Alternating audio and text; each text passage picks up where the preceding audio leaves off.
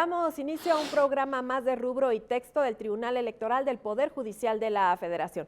Esperamos que en este programa sea de su agrado y de interés para usted, por lo que le invitamos a que nos acompañe.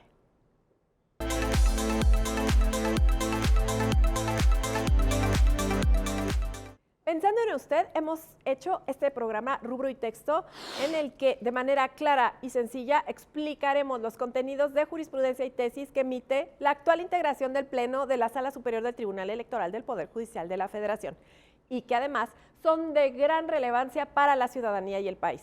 Para ver todas las jurisprudencias y tesis electorales, le invito a visitar el portal especializado que ya conoce, me refiero al IUS Electoral, que podrá consultar en la página del Tribunal Electoral del Poder Judicial de la Federación a través de la siguiente dirección electrónica: www.te.gov.mx o por medio de la liga que mostramos en pantalla. Está con nosotros el maestro Juan Guillermo Casillas Guevara. ¿Cómo estás, Juan Guillermo? Bienvenido. Nos da mucho gusto que nos acompañes. Él es secretario de Estudio y Cuenta en la ponencia del magistrado presidente del Tribunal Electoral, Reyes Rodríguez Mondragón, del Tribunal Electoral. Bienvenido, Juan Guillermo. Hola, Lucy. Gracias por la invitación. A tus órdenes. Bueno, pues nosotros estamos muy contentos que nos acompañes y quiero comentarte que el Tribunal Electoral, siempre atento a las necesidades de la sociedad, ha emitido sus criterios jurisprudenciales de manera que sean entendibles, con lenguaje ciudadano, cuyo propósito es salvaguardar los derechos de las personas y de los distintos actores políticos, con una clara línea que permita a las autoridades actuar conforme al marco constitucional y legal en materia electoral. Este programa, Rubro y Texto, tiene la intención de disipar las dudas y permitir mayor claridad y comprensión de las jurisprudencias y tesis y, sobre todo, generar confianza en el quehacer que realiza este Tribunal Electoral. Y como sabemos, pues las jurisprudencias y tesis para su integración deben contar con dos apartados esenciales: un rubro y un texto. En el rubro, cualquier persona podrá identificar a primera vista de qué se trata el tema, que contiene un criterio expresado a través de un tema, de un concepto, figura o institución jurídica principal. Y el texto: se especifican los aspectos esenciales que dieron origen a la jurisprudencia o tesis y, lo más importante, la decisión que tomó la Sala Superior del Tribunal Electoral. Pero es importante que las conozcamos con mayor detenimiento y comprensión, por lo que en cada programa de Rubro y Texto, como ya sabrá usted, hemos contado con un invitado o invitada especial del Secretariado de Estudio y Cuenta y de Tesis que integran las ponencias de la Sala Superior del Tribunal Electoral del Poder Judicial de la Federación. Pues al ser estas personas quienes participan en el proceso de integración de los criterios jurisprudenciales, nos ayudarán a saber sobre el contenido e importancia de las jurisprudencias y tesis que emite el Tribunal Electoral. Y primeramente le quiero dar a conocer qué jurisprudencia veremos el día de hoy. Trata un tema muy interesante, ya que está relacionada con la participación y representación que tienen los partidos políticos ante los diversos consejos del Instituto Nacional Electoral. Básicamente, reconocer que cuando se encuentren presentes en alguna sesión de esa autoridad electoral y ésta emita una determinación, los partidos políticos quedarán notificados de manera automática. Sin embargo, cuando la resolución que emita el Instituto Electoral, sobre todo en materia de fiscalización, tenga ciertas modificaciones, se debe entender si opera la notificación automática en los mismos términos o existe una excepción a esta regla. Como habrá percibido, es un criterio interesante. Hablamos de la jurisprudencia 1/2022, misma que ahora podrá consultar con su dispositivo electrónico escaneando el código QR que está viendo en su pantalla. Es un placer que nos acompañes, Juan Guillermo, y nos da mucho gusto que estés aquí en Rubro y Texto, este programa del Tribunal Electoral. Nuestro especialista invitado de hoy nos expondrá sobre esta jurisprudencia tan relevante. Así es que los invito a que nos acompañe a nuestra primera sección denominada Arquitectura de la Jurisprudencia.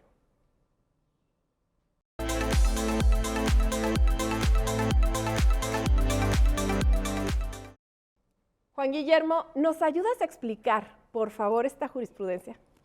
Sí, Lucy, mira, para entender cómo surge esta jurisprudencia, deberíamos explicar o empezar diciendo que surge a partir de una contradicción de criterios. Generalmente las jurisprudencias, cuando para hacerse obligatorias, requieren de su reiteración.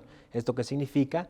Que un mismo criterio que sostenga la Sala Superior se repita de manera consistente y constante en 3 resoluciones al menos. Una vez que se haga en 3 resoluciones, entonces se crea la jurisprudencia.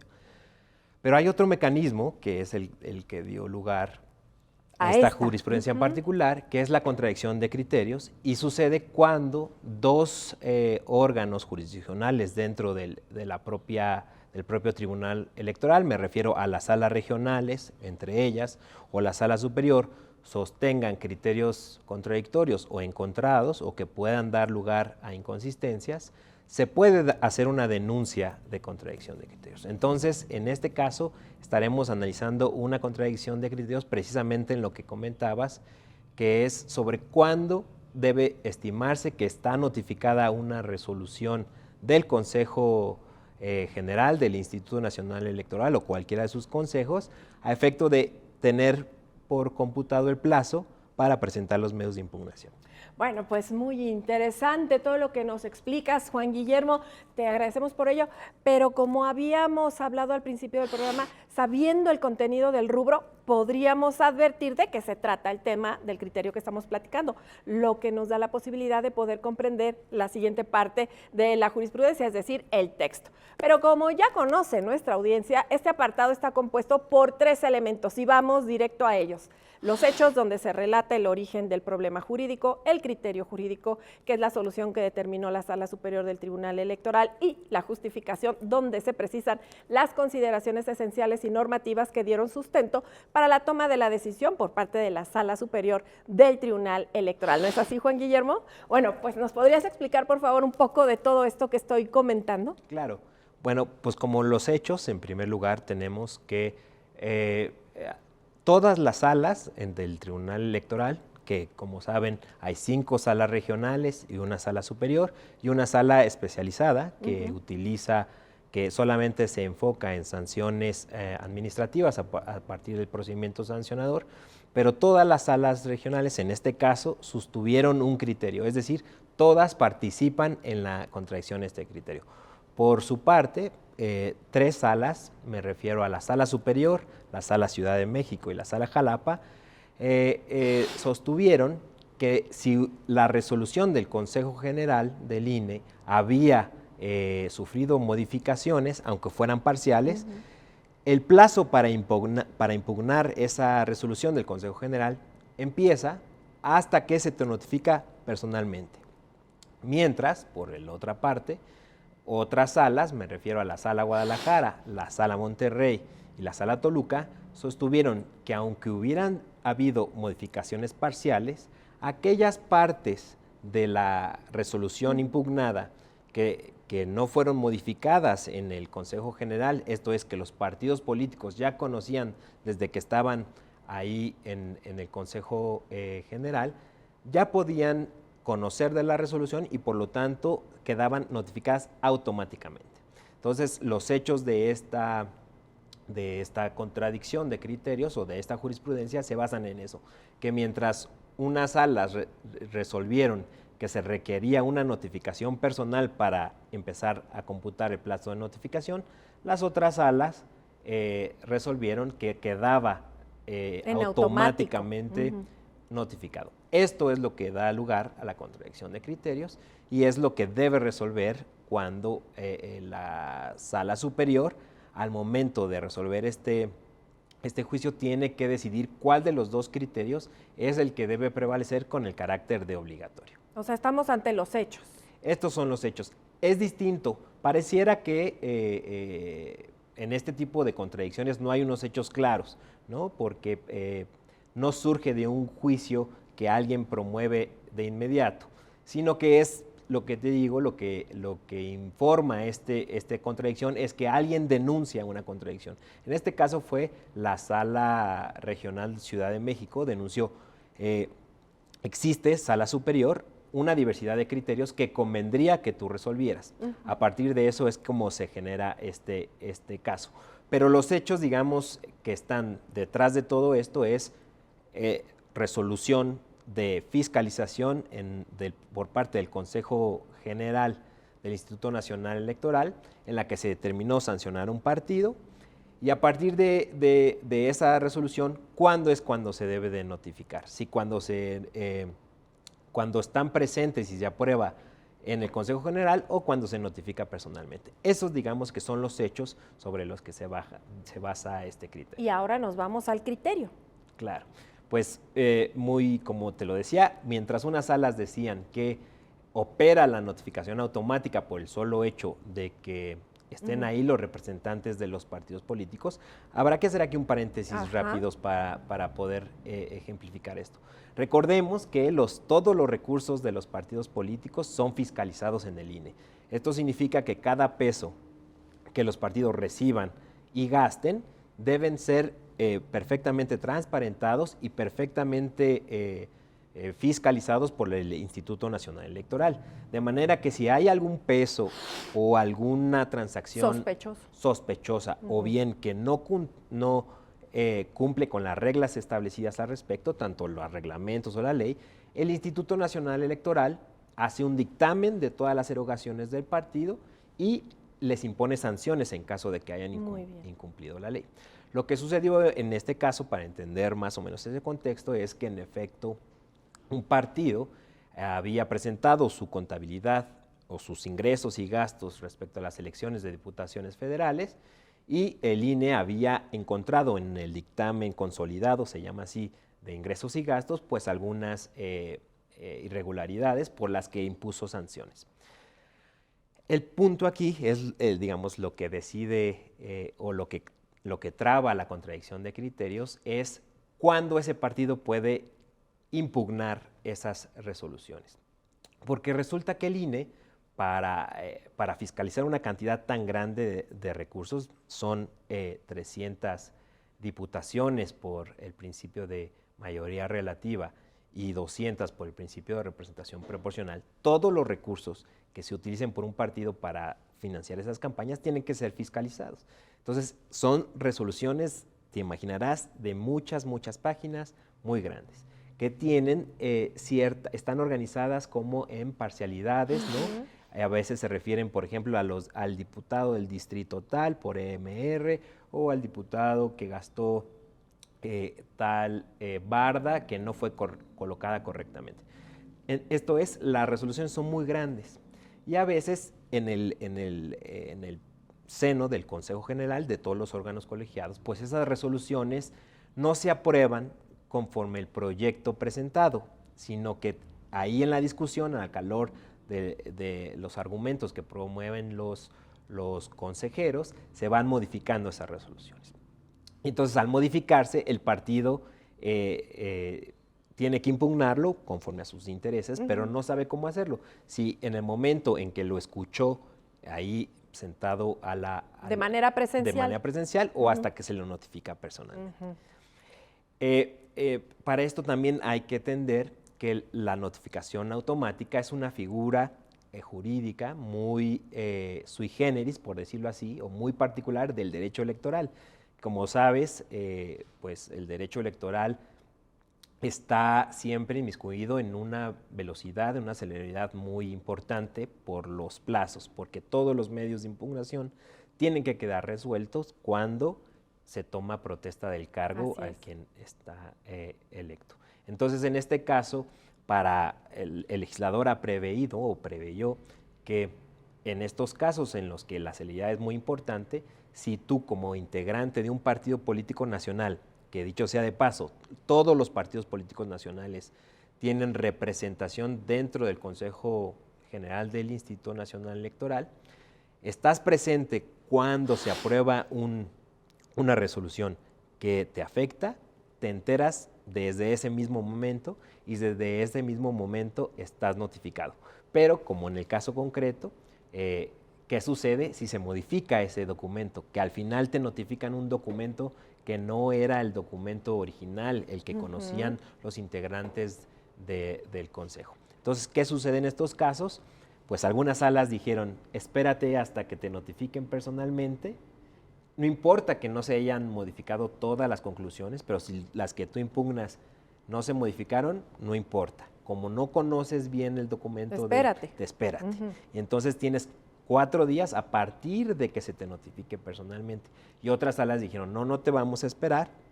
En el momento en que tú estás ahí sentado, conoces la decisión y puedes impugnar. Y cuentan tus días ya, a partir de ese momento. A partir de ese momento cuentan tus días. Pues la diferencia es grande la diferencia, ¿no? En cuestión de impugnación.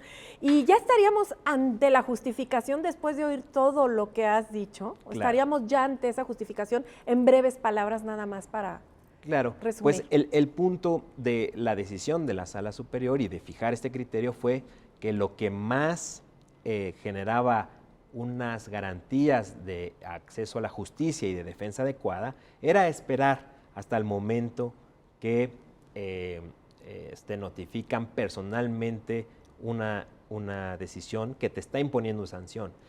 Este momento es el que maximiza las posibilidades de defensa, permite a los partidos políticos crear una estrategia jurídica para defender sus intereses y mostrar o imponer los medios de impugnación que considere adecuados.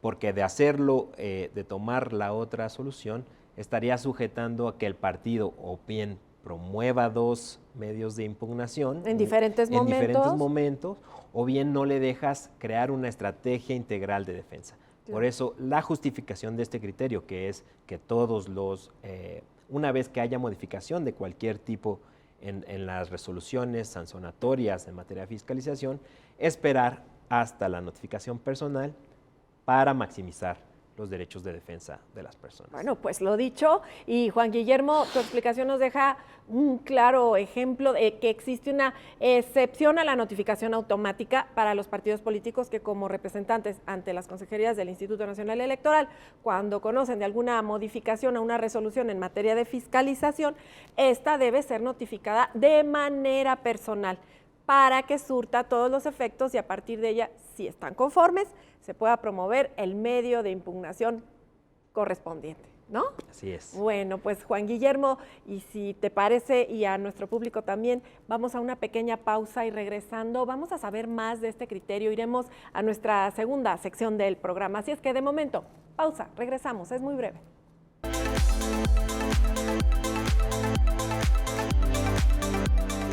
Y ya estamos de regreso a su programa Rubro y Texto. Hoy nos está acompañando el maestro Juan Guillermo Casillas Guevara, secretario de Estudio y Cuenta en la ponencia del magistrado presidente Reyes Rodríguez Mondragón del Tribunal Electoral del Poder Judicial de la Federación. Y antes de irnos a la pausa, tuvimos una plática muy interesante sobre un criterio de jurisprudencia que ha despertado seguramente ya el interés de nuestra audiencia. Hablamos de la jurisprudencia 1/2022 de Rublo. Plazo para promover medios de impugnación cuando una resolución sancionatoria en materia de fiscalización fue objeto de modificaciones, no opera la notificación automática. El maestro Juan Guillermo nos ayudó a explicar y comprender sobre esta jurisprudencia que ha sido bastante ilustrativa. Ahora, Juan Guillermo, por favor, queremos que nos ayudes con algunos aspectos que nos permitirán saber sobre relevancia de esta jurisprudencia, por lo que pasaremos a nuestra siguiente sección. Jurisprudencia obliga, aquí y ahora.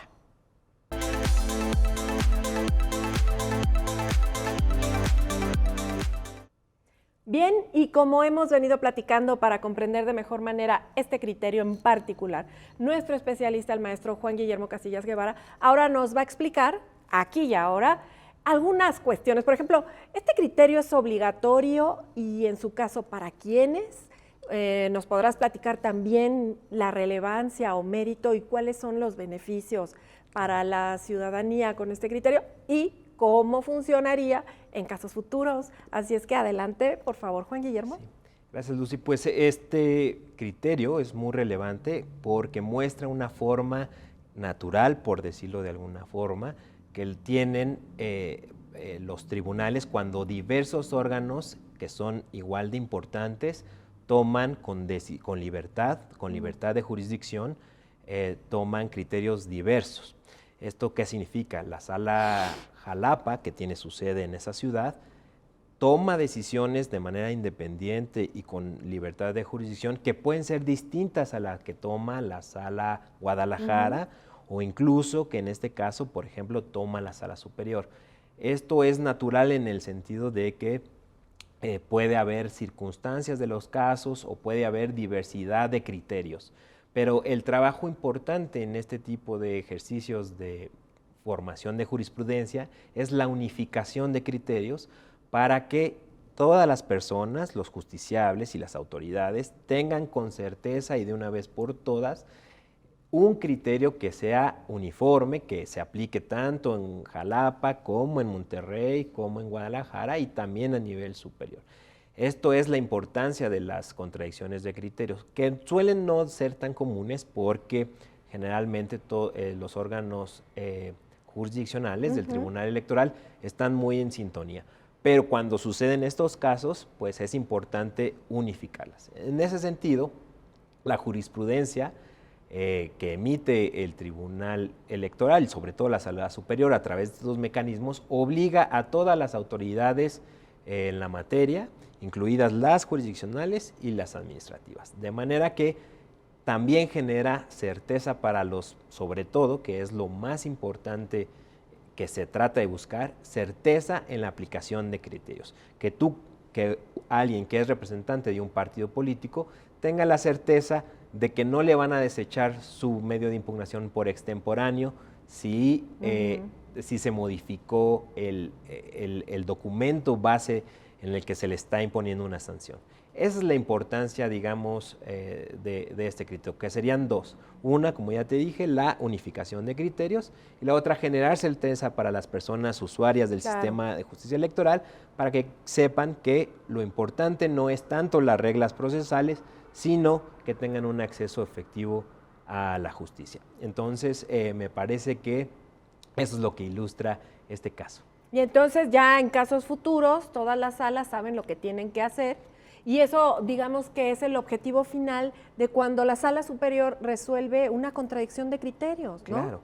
Sí, y aquí es muy importante esa labor unificadora, porque en la vida del diario, en el día al día, hay millones de supuestos. Por ejemplo, que haya fe de ratas, o que se modifique unas partes de las conclusiones sancionatorias, pero no otras, o que se den adendas. Hay muchas cosas que suceden en el día a día, en el tráfico, digamos, de asuntos en el Consejo General.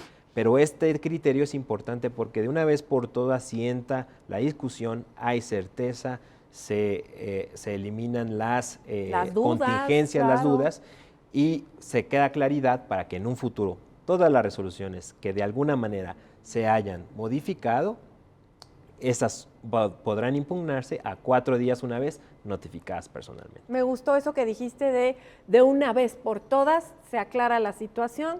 ¿Cuál es el criterio prevaleciente? El criterio prevaleciente será entonces, para beneficiar el acceso a la justicia y las garantías más adecuadas de defensa, será que cuando se modifique una resolución sancionatoria en materia de fiscalización y esas modificaciones no se puedan conocer de manera automática o presencial, tendrá que notificarse personalmente, y hasta entonces tendrá el tiempo el partido, con toda la película integralmente completa, preparar su estrategia de defensa, y las salas deberán admitir sus recursos. Y con tiempo, además, para el partido.